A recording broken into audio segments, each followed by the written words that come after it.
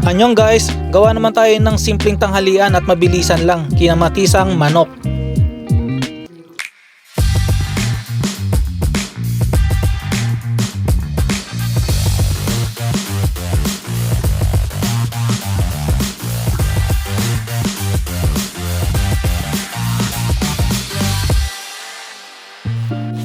And ito na yung ating mga simple ingredients. Kailangan lang natin ng kamatis. Iwain lang natin yan ng pa-cubes. Pwede mo ring dagdagan yung kamatis kung gusto nyo mas masarap pa.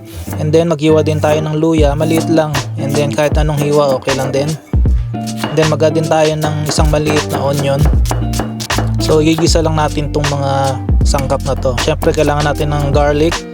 Damihan natin kung gusto niyo mas masarap. Gagamit ako dito ng isang buong manok. Siguro mga nasa kulang-kulang 1 kilo to. And then pakuluan lang natin yan para matanggal yung mga dumi niya at saka yung mantika niya. So para less greasy siya. And then hugasan natin para malinis yung lasa nung gagawin nating ulam. Kasi malangsa tong manok, di ba? And then magisa lang tayo dyan. Igisa na natin yung ating luya at bawang. So mag-brown lang ng konti yan, okay na, tsaka luwabas lang aroma niya. And then lagay na natin yung ating onion, yung ating kamatis, medyo toast-toast lang natin ng ganyan, medyo artihan natin para yung apoy papunta dun sa sangkap natin para mas may kakaiba siyang lasa. Ganyan, basta secret dito guys, lakasan nyo lang yung apoy ninyo, tapos ihagis-hagis nyo ang ganon, okay na yan. And then lagay na natin yung ating manok. Igisa lang natin pa yan ng konti para mas makuha natin yung lasa ng chicken. And then maglalagay ako nitong tomato puree.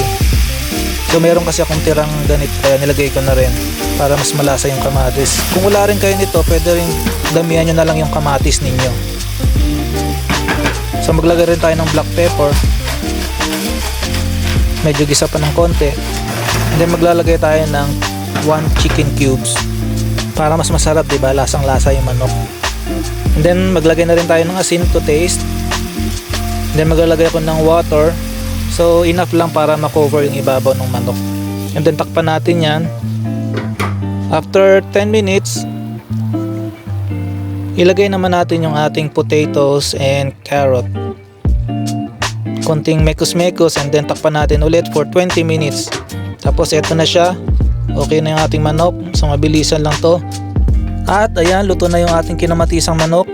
So ang sarap nito, masosi. So, kita nyo, mapula-pula siya. So dahil maraming kamatis. Bahala na kayo guys kung anong gusto nyo yung tawag dyan, menudo o apritada. Pero simple lang ang ating ingredients, kamatis. Thank you for watching guys. Annyeong!